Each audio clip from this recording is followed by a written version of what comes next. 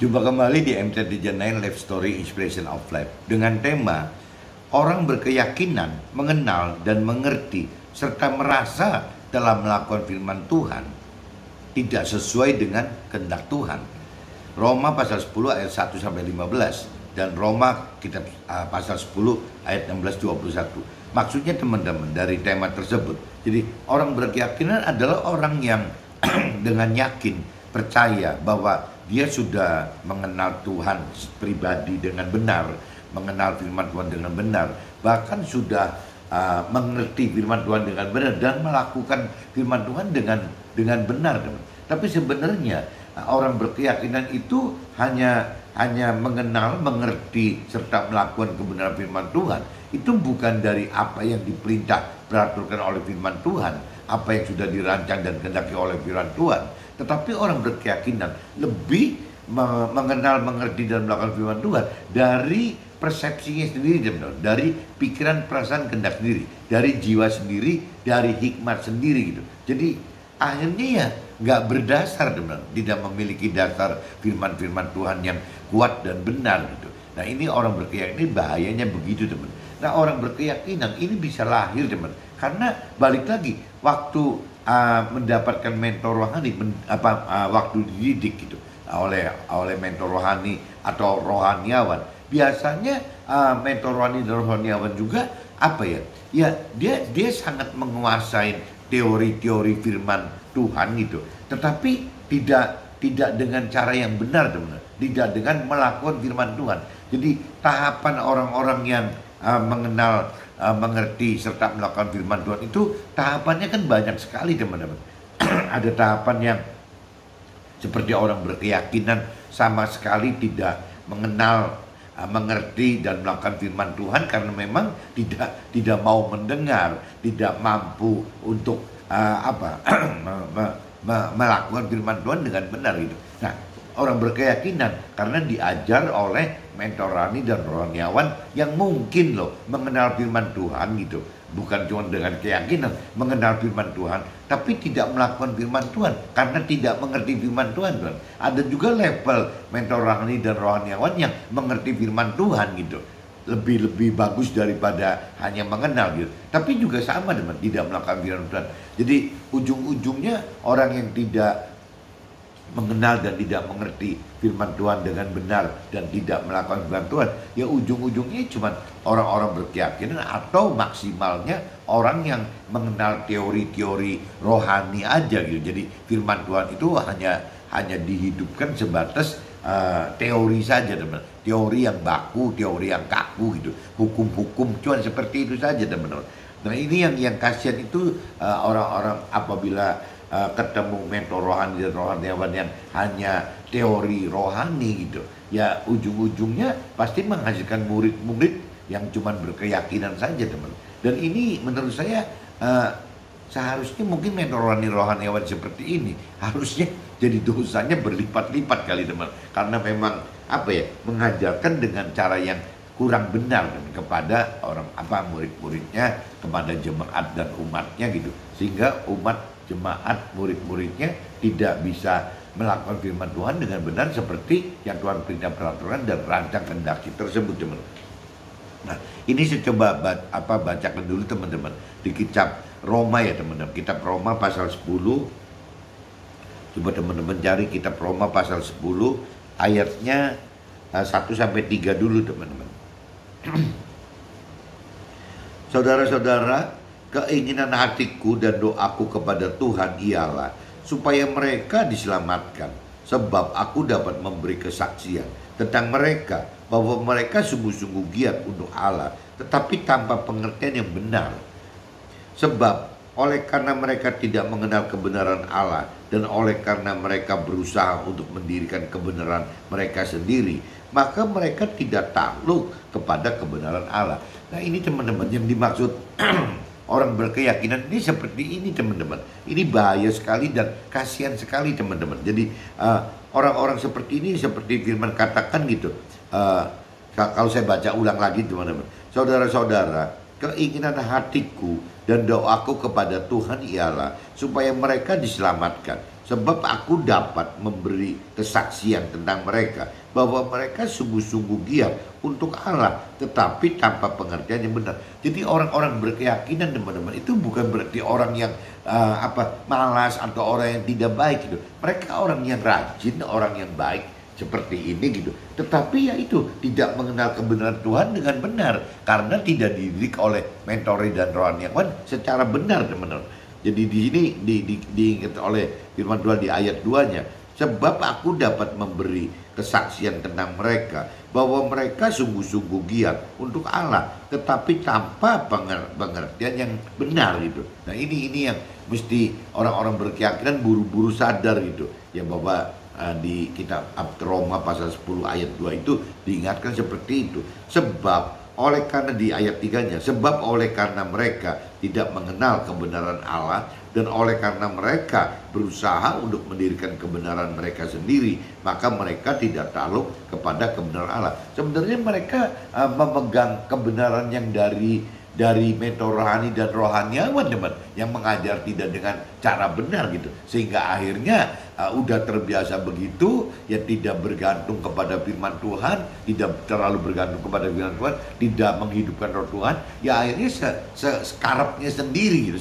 sekendaknya sendiri. Ini yang kasihan banget, teman-teman. Kalau saya lihat di pasal 10 ayat 1 sampai 3 ini ya itu bagaimana ya orang-orang, mungkin tugas kita ini yang harus bisa menjadi alat Tuhan membenarkan yang hal-hal seperti ini, teman-teman. Kalau diinspirasi saya, teman-teman, Roma pasal 10 ayat 1 sampai 3, saat kita lebih dalam mengenal dan lebih mampu mengerti firman Tuhan, maka kita akan tergerak untuk memberitakan kebenaran firman Tuhan kepada keluarga dan sesama secara umum, serta kepada pasangan hidup kita secara khusus gitu. Dimana untuk maksud tersebut kita akan alami kesulitan jika kita bertemu orang-orang yang percaya Tuhan dengan keyakinan dan hikmat serta jiwa juga kebenaran diri sendiri saja, teman.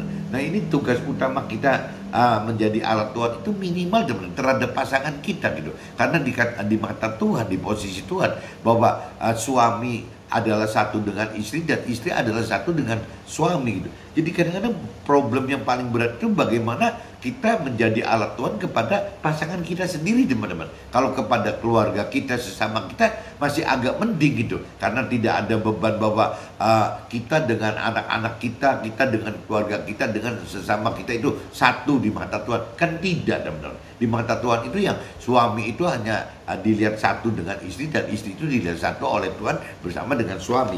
Ini yang jadi beban kita, bagaimana pasangan hidup kita harus jadi benar, teman-teman, sesuai apa yang Tuhan rancang. Dan pengorbanannya nggak sedikit, teman-teman, banyak sekali gitu. Pengorbanan lahir batin mungkin ya bagi pasangan untuk bisa membuat si pasangan menjadi benar. Seorang suami akan habis-habisan mengorbankan hidupnya lahir dan batin itu demi istrinya yang dianggap satu oleh Tuhan gitu. Nah begitu pun seorang istri kali, teman, ya juga akan mengorbankan batin dan lahirnya, mungkin kebalik gitu, batin dan lahirnya untuk suaminya gitu. Kalau suami mengorbankan lahir dan batinnya, kalau istrinya mengorbankan batin dan lahirnya gitu. Ya cuman memang ya demi kebenaran firman Tuhan memang harus berani kita lakukan itu, teman-teman. Nah saya coba lanjut lagi di kitab Roma pasal 10 ayat 4 sampai 13, teman-teman.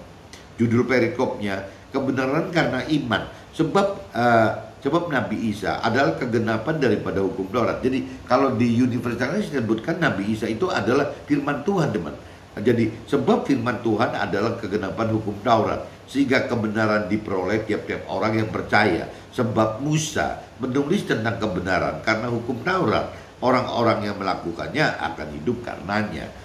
Tetapi kebenaran karena iman berkata demikian, jangan katakan di dalam hatimu, siapakah akan naik ke surga, yaitu untuk membawa ya firman Tuhan turun gitu, atau siapakah akan turun ke jurang maut, yaitu untuk membawa firman Tuhan naik dari antara orang mati. Tetapi apakah katanya ini gitu, firman itu dekat kepadamu, yakni di dalam mulutmu Jadi kalau secara firman Tuhan katakan begitu, firman itu dekat dengan kita gitu, yakni di dalam mulut kita dan di dalam hati kita. Jadi bagaimana kita mesti mengenal mengerti akan firman Tuhan dan memang mesti mengucapkan menyaksikan dengan kebenaran-kebenaran firman Tuhan tersebut gitu. Itulah firman iman yang kami beritakan gitu. Sebab jika kamu mengaku dengan mulut bahwa yang namanya firman Tuhan itu adalah Tuhan Allah dan percaya dalam hatimu bahwa Allah telah membangkitkan firman Tuhan tersebut dari antara hal-hal yang di dunia ini yang mati gitu, yang mati, maka kamu akan diselamatkan.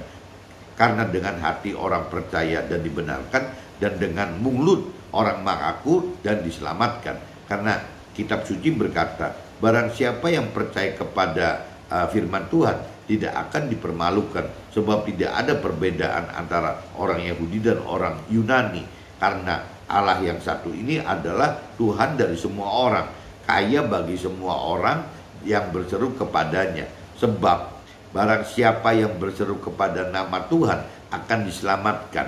Nah ini kita camkan di ayat 10 teman-teman. Ya di sini dikatakan oleh firman, karena dengan hati orang percaya dan dibenarkan, dan dengan mulut orang mengaku dan diselamatkan. Jadi harus firman Tuhan dan Tuhan itu harus disimak di dalam hati dan diucapkan di dalam mulut teman-teman.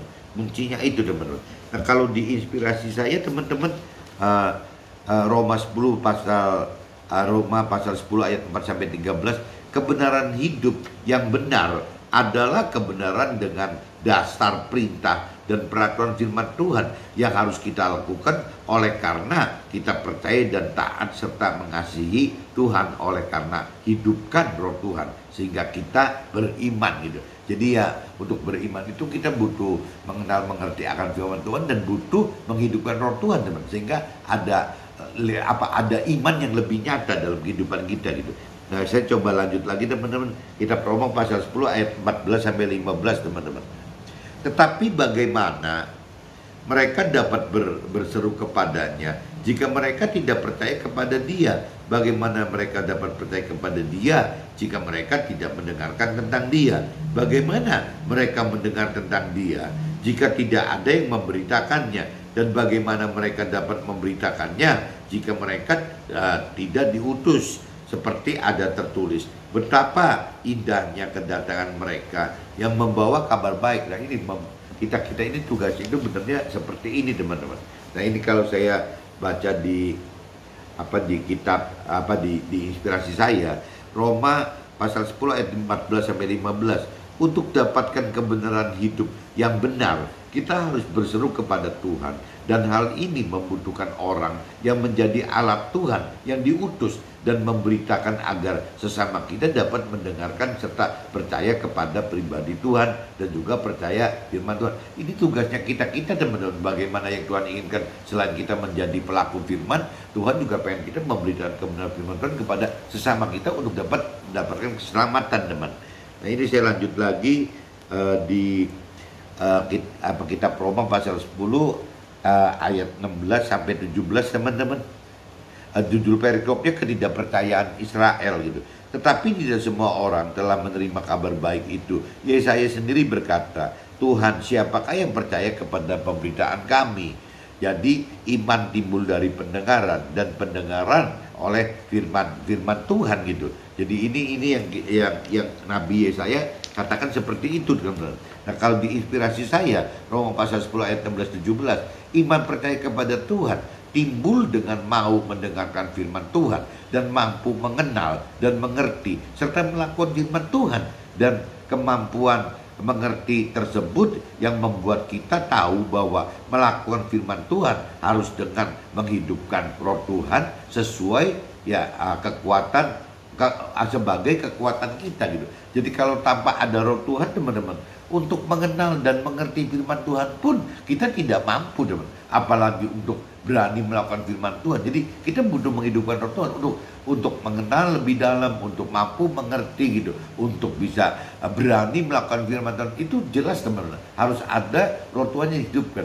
Nah, gabungan antara firman Tuhan dan roh Tuhan ini yang menghasilkan kedahsyatan tentang kita beriman teman-teman. Tanpa itu rasanya sulit teman-teman untuk bisa beriman gitu. Nah, saya lanjut lagi kitab Roma pasal 10 ayat 18 sampai 19 teman-teman. Tetapi aku bertanya, adakah mereka tidak mendengarnya? Memang mereka telah mendengarnya. Suara mereka sampai ke seluruh dunia dan perkataan mereka sampai ke ujung bumi. Tetapi aku bertanya gitu, adakah Israel menanggapinya? Pertama-tama Musa berkata, aku menjadikan kamu cemburu terhadap orang-orang yang bukan umat gitu, dan membangkitkan amarahmu terhadap bangsa yang bebal. Kalau diinspirasi saya teman-teman, Roma pasal 10 ayat 18 sampai 19, kriteria orang yang dengar firman Tuhan. Satu, orang yang berkeyakinan sulit akan mau mendengar firman Tuhan oleh karena salah terima didikan dari awalnya gitu, dari meteorologi dan rohaniawan tadi. Dan saya kadang-kadang jadi merasa sedih sekali teman-teman, apabila meteorologi dan rohaniawan yang mestinya mengajarkan ke jemaat dan umatnya, ke murid-muridnya dengan benar supaya kita hidup bisa mengenal dan mampu mengerti serta melakukan firman Tuhan seperti perintah dan peraturan firman Tuhan, agar masuk dalam rancangan Tuhan. Tapi tidak terjadi seperti itu teman, kan kelewatan sekali dia. Jadi fungsi mentor rohani ini bukannya malah membimbing, bisa-bisa malah menyesatkan loh teman-teman. Ini yang kasihan sekali jemaat dan umat atau muridnya tersebut teman-teman. Itu jadi orang berkeyakinan seperti itu. Yang kedua, orang yang percaya Tuhan hanya sebatas mengenal firman Tuhan saja. Jadi ada juga teman-teman orang yang di atas berkeyakinan itu orang yang mengenal firman Tuhan, tapi cuma sebatas mengenal firman Tuhan aja, tanpa bisa mampu mengerti firman Tuhan. Tapi yang ketiga, ada orang juga, orang percaya dengan mengerti gitu, sudah mengerti firman Tuhan teman, tapi sayangnya tidak melakukan firman Tuhan. Jadi pengertian firman Tuhan itu malah dipakai sebagai alat untuk adu argumentasi atau teori-teori rohani aja. Ini kan kelewatan sekali teman. Jadi bukan bagaimana melakukan firman Tuhan, malah ribut gitu, adu argumentasi, debat-debatan gitu, atau cuman diskusi soal rohani aja tanpa berujung melakukan firman Tuhan. Ini juga agak konyol teman. Jadi orang-orang yang percaya sudah bisa mengerti firman Tuhan, tapi menjadikan firman hanya teori rohani aja gitu. Nah, yang bagus itu kan orang yang percaya Tuhan dengan melakukan firman Tuhan, karena mereka mengenal firman Tuhan, mereka mampu mengerti firman Tuhan, dan mereka mampu melakukan firman Tuhan karena kembali lagi ya menghidupkan roh Tuhan.